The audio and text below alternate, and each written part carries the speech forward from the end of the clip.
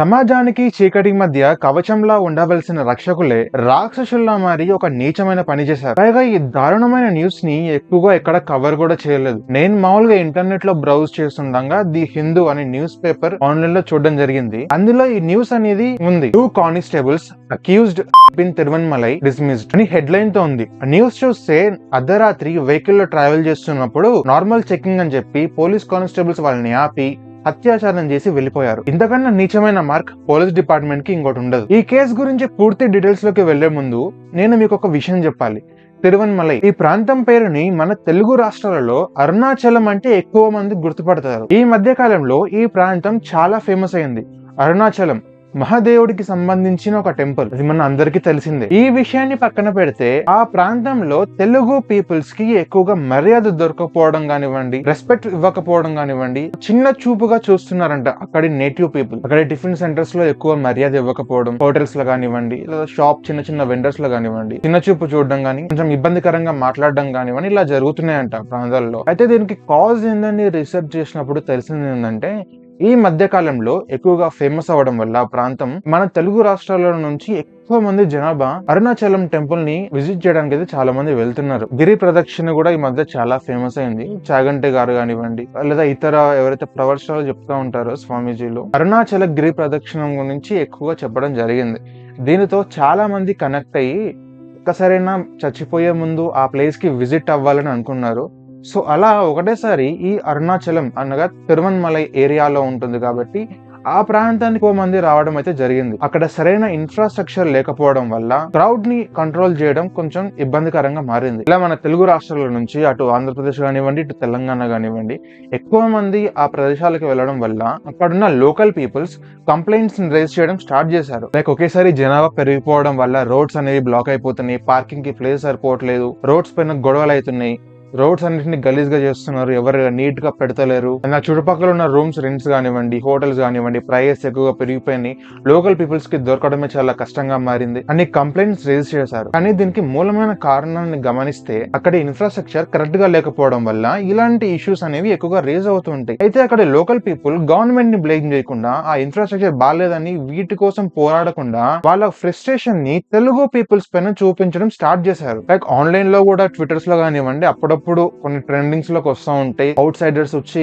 మన ప్లేస్ ని నాశనం చేస్తున్నారని. అయితే మనం ఇక్కడ ఒక పాయింట్ గమనించాలి. వాళ్ళ ఉద్దేశంలో మన శత్రువులం కాదు తెలుగు పీపుల్స్ అని. ఇక్కడ ఇన్ఫ్రాస్ట్రక్చర్ కరెక్ట్ గా లేకపోవడం వల్ల, ఎక్కువ మంది రావడం వల్ల కంట్రోల్ తప్పడంతో వాళ్ళకి ఫ్రస్ట్రేషన్, వాళ్ళకి కుదరట్లేదు సరిగ్గా రావడం కానీ చేయని, వాళ్ళకి ఇబ్బంది అవుతుంది. సో అదే మెయిన్ గా ఇది ఒక లాంగ్వేజ్ మ్యాటర్ కాదు, ఇది ఒక ఇన్ఫ్రాస్ట్రక్చర్ మ్యాటర్. సో అది డివేట్ అయిపోయి ఏంటంటే డైరెక్ట్ గా తెలుగు రాష్ట్రాల్లో ఉన్న ప్రజల పైన ఎక్కువగా చూపిస్తుంది. అక్కడైతే విజిట్ అవుతున్నారో వాళ్ళకి ఎఫెక్ట్ అవ్వాల్సి వస్తుంది. ఎవరైతే ఇన్నోసెంట్ పీపుల్స్ ఉంటారో, ఫ్యామిలీస్ ఉంటారో, వాళ్ళు లైట్ గా ఎఫెక్ట్ అవ్వాల్సి ఉంటుంది. మరియు తమిళ్ ఇంకా తెలుగు హిస్టారికల్ టెన్షన్స్ ని చూసినట్టయితే పాస్ట్ లో Madras ownership issue, political issues, అలాగే పొలిటికల్ స్పీచెస్ వల్ల జరిగిన మిస్ అండర్స్టాండింగ్ ఇప్పటికి కూడా అక్కడి ప్రజల్లో ఉంది. అండ్ ఇలాంటి సమయంలో అలాంటివన్నీ ఇప్పుడు ట్రిగర్ అవుతూ ఉంటాయి. సో అప్పుడు జరిగిన కొన్ని స్పీచెస్ వల్ల కానివ్వండి, లేదా పొలిటికల్ వాళ్ళు ఇచ్చే స్పీచ్ల వల్ల కానివ్వండి, ఒకేసారి లక్షల మంది తెలుగు పీపుల్స్ ఆ ప్రాంతంలోకి రావడం వల్ల అక్కడున్న లోకల్ పీపుల్స్ లోకి ఇన్సెక్యూరిటీ అనేది పెరిగిపోయింది. వాళ్ళు ఇక్కడికి వచ్చి మా ప్లేయర్స్ ఏమైనా తీసేసుకుంటారేమో ఒక ఇన్సెక్యూరిటీ వాళ్ళకి. సో ఇది ఒక ఇష్యూ అయితే నడుస్తుంది. అండ్ దీని వల్లే అరుణాచలంకి వెళ్లే మంది కూడా ఈ మధ్య కాలంలో కొంచెం తగ్గిపోయారు. మీరు గమనిస్తే కొంచెం తగ్గిపోయారు. అదే కొన్ని ఫ్యూ మంత్స్ బ్యాక్ అయితే ఇన్స్టాగ్రామ్ లో కానివ్వండి, యూట్యూబ్ లో కానివ్వండి, అరుణాచల గిరి ప్రదక్షిణం అని చాలా రీల్స్ వచ్చేవి. వీడియోలోకి వెళ్లే ముందు ఈ వీడియోని మీకు కనీసం ఇంతవరకు చూసారంటే నేను ప్రొవైడ్ చేస్తున్న ఇన్ఫర్మేషన్ మీకు ఎంతో కొంత నచ్చే ఉంటుంది. అండ్ నేను ప్రొవైడ్ చేసే ఇన్ఫర్మేషన్ మీకు వాల్యుబుల్ అనిపిస్తే కింద సబ్స్క్రైబ్ బటన్ ఉంటే జస్ట్ క్లిక్ చేసి ఆల్ లో పెట్టుకోండి అంతే.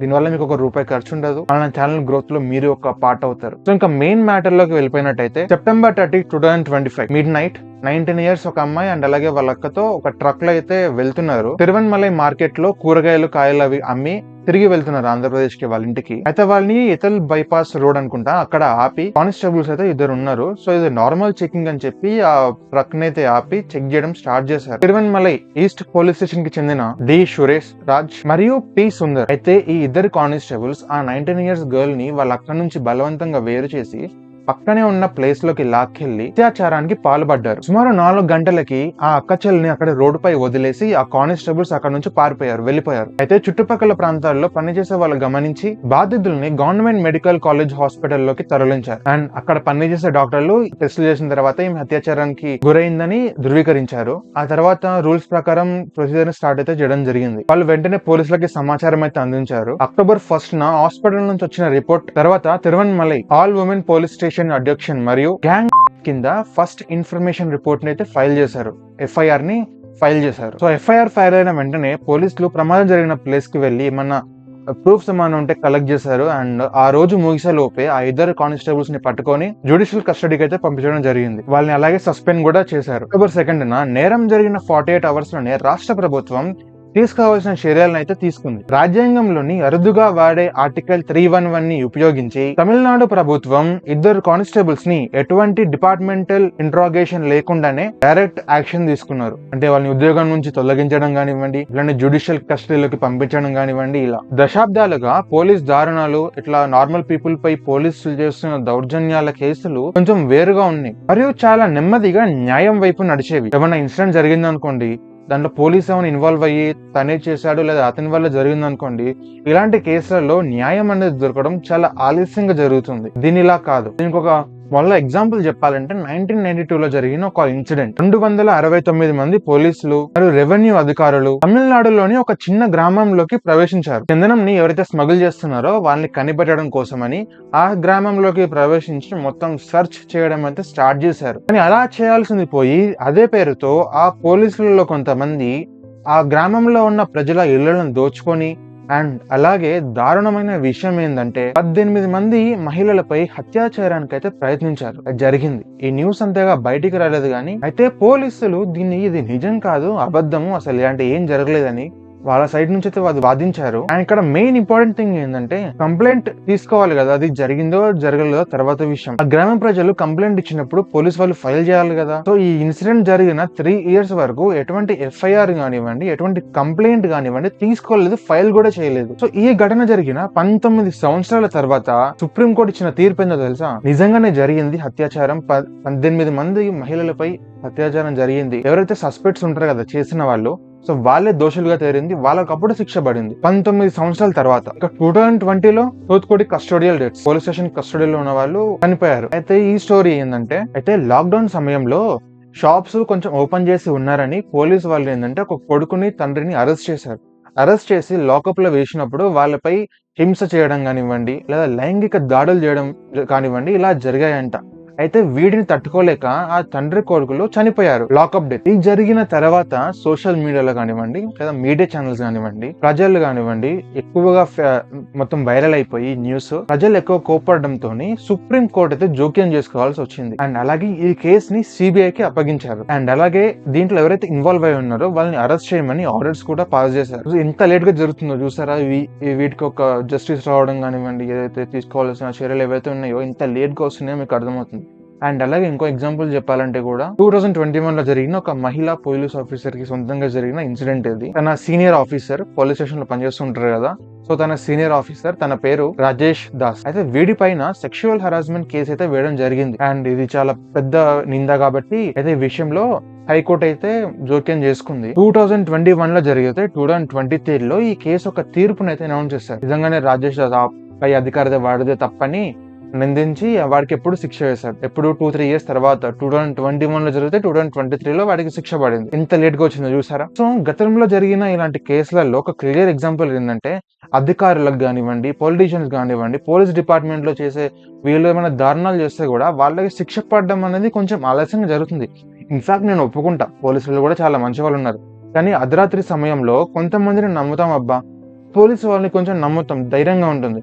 కానీ అలాంటి వాళ్ళు ఇలాంటి దారుణమైన పనులు చేస్తే ఇంకా ఎవరిని నమ్ముతారు? అంటే అలాగే గవర్నమెంట్ ఒక రియాక్షన్స్ కూడా ప్రతి ప్లేస్లలో డిఫరెంట్ గా ఉంటుంది, ఎప్పుడు ఒకే దగ్గర ఉండదు. మొన్న జరిగిన కేసుకి వెంటనే ఏదో ఒక యాక్షన్ తీసుకున్నారని నెక్స్ట్ టైం కూడా ఇలాంటిదన్నా జరిగింది అనుకోండి, దరిద్రం బాగుండి వాటికి కూడా గవర్నమెంట్ ఇలాగే రియాక్ట్ అవుతుందన్న గ్యారంటీ లేదు. ఎందుకంటే మొన్న జరిగిన ధర్మస్థల అదొకటి ఇష్యూ ఉంది కదా, అది జరిగినప్పుడు అందరూ నిజం అనుకొని అది అంతా అయిపోయింది. తర్వాత ఏంది, ఎవడైతే ఆ నిజాలు చెప్పినాడో ఇలా చెప్పడానికి నాకు కొంతమంది డబ్బులు కట్టారని వాడు ఒప్పుకున్నాడు. గవర్నమెంట్ రియాక్షన్ కూడా ఎందుకు అని డిఫరెంట్ ప్లేస్ లో డిఫరెంట్ గా ఉంటుందంటే, నేను గతంలో చెప్పిన కొన్ని ఎగ్జాంపుల్స్ లో లైక్ మీరు తీసుకోండి, 19 ఏళ్ల తర్వాత శిక్ష పడింది కదా పోలీసులకి. అదే 18 మంది మహిళలపై అత్యాచారం చేశారు కదా ఒక విలేజ్ లో, స్మగ్లర్స్ ని పట్టుకోవడానికి వెళ్ళినప్పుడు. ఈ సమయంలో ఫస్ట్ గవర్నమెంట్ ఇగ్నోర్ చేసింది, పట్టించుకోలేదు, జరగలేదు అనుకున్నారు. ఎప్పుడైతే పీపుల్ కోపానికి గురయ్యి ధర్నాలు చేయడం స్టార్ట్ అయింది, అకౌంటబిలిటీని డిమాండ్ చేశారో, అప్పుడు గవర్నమెంట్ మళ్ళీ యాక్టివ్ అయ్యి శిక్ష పడింది. ఇది ఒక గవర్నమెంట్ ఇక్కడ డిఫరెంట్ గా ఆలోచించింది.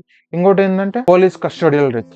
ఇది కూడా లోపల వాళ్ళు ట్రై చేస్తారు ఇదంతా అది అబద్ధం అని, కానీ మళ్ళీ మీడియా ప్రజలు జోక్యం చేసుకోవడంతో సుప్రీంకోర్టు ఇన్వాల్వ్ అయ్యి ఆ కేసుని ఏదో కొలిగ్గి తీసుకోవడం జరిగింది. ఇక్కడ గవర్నమెంట్ ఒక డిసిషన్ కూడా డిఫరెంట్ గానే ఉంది. అండ్ మొన్న జరిగిన విషయానికి వస్తే, ఆ ఇద్దరు కానిస్టేబుల్ ఆఫీసర్స్ ని పనిష్ చేయడం కరెక్టే, కానీ ఇది సరిపోదు. ఎందుకంటే ఇది డిసీజ్ కి క్యూర్ కాదు. రియల్ గా చేంజ్ రావాలంటే అది పనిష్మెంట్ తో రాదు. సిస్టమ్ లో ఉన్న రూల్స్ ని మళ్ళీ రిఫార్మ్ చేసి ఇంకొంచెం బలవంతంగా చేస్తే అప్పుడు కొంచెం చేంజ్ అయ్యే ఛాన్స్ ఉంది. 2012 లో ఢిల్లీలో దారుణమైన క్రైమ్ జరిగింది, బట్ ఇది గ్యాంగ్. సో దాని తర్వాత జస్టిస్ వర్మ ఒక కమిటీని ఏర్పాటు చేసి కొంతమంది కూర్చోబెట్టి ఎట్లా ఆపాలి అనే వాటిపైన చర్చించినప్పుడు థాట్స్ అయితే బయటకు వచ్చి, అవి ఏంటంటే ఇలా పోలీసులు మిస్బిహేవ్ చేస్తే వాళ్ళని ఎంక్వైరీ చేయడానికి ఇండిపెండెంట్ బాడీస్ కావాలి. పోలీస్ ట్రైనింగ్ లో జెండర్ సెన్సిటివిటీ ఒక ఫార్మాలిటీ కాకుండా కంటిన్యూయస్ అండ్ ఒక సీరియస్ ప్రోగ్రామ్ లాగా ఉండాలి. పోలీసులకి బాడీ కెమెరాస్ లాంటివి పెడితే అకౌంటబిలిటీని డిమాండ్ చేయొచ్చు, వాళ్ళు చేసింది కూడా తప్పు చేస్తే కెమెరాలో దొరికిపోతుంది. సో ఇలా కొన్ని రూల్స్ ని అయితే ఇంప్లిమెంట్ చేస్తే, లైక్ ఇలా ఆల్రెడీ ఉన్న రూల్స్ ని మనం కొంచెం స్ట్రిక్ట్ గా ఇంప్లిమెంట్ చేసినట్టయితే సిటిజన్స్ ని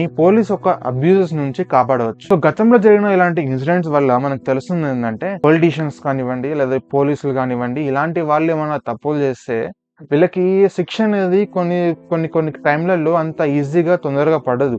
ఎప్పుడైతే మీడియా ఛానల్స్ కానివ్వండి, ఇన్ఫ్లుయెన్సర్స్ కానివ్వండి, ప్రజలు ఉగ్రహానికి గురయ్యి ఎప్పుడైతే అకౌంటబిలిటీని డిమాండ్ చేస్తారో అప్పుడు మాత్రమే న్యాయం దొరికే ఛాన్స్ ఉంది. అయితే ఇలా ప్రతి ఒక్క కేసుకి జరుగుతుందన్న గ్యారంటీ లేదు. చాలా వరకు జరుగుతున్నాయి, ఎన్ని జరుగుతాయి మనకు తెలిసిందే. కొన్ని న్యూస్ పేపర్లు ఎక్కడో మూలగా ఒక చిన్న కాలంలో పడి అందరు మర్చిపోతారు. కొన్ని మాత్రం ఇలా క్యాండిల్స్ వెలిగించి వి వాంట్ జస్టిస్ అని ఇట్లా చేస్తా ఉంటే వాటికి న్యాయం దొరికే ఛాన్స్ ఉంది. అది ఎప్పటికో దొరుకుద్ది, తొందరగా దొరకదు. సో ఈ వీడియో పైన మీ కామెంట్స్ కింద కామెంట్ సెక్షన్ లో చెప్పండి. అండ్ అలాగే మీకు ఏదైనా టాపిక్ గురించి వీడియో కావాలంటే కింద కామెంట్ సెక్షన్ లో చెప్పినట్టయితే నేను నెక్స్ట్ వీడియోలో అయితే టాపిక్ గురించి వీడియోస్ చేయడానికి అయితే ప్రయత్నిస్తాను. అండ్ అలాగే ఇంతవరకు మన ఛానల్ ఎవరు సబ్స్క్రైబ్ చేసుకోకపోతే సబ్స్క్రైబ్ చేసుకుంటారని కోరుకుంటూ కలుద్దాం నెక్స్ట్ వీడియోలో.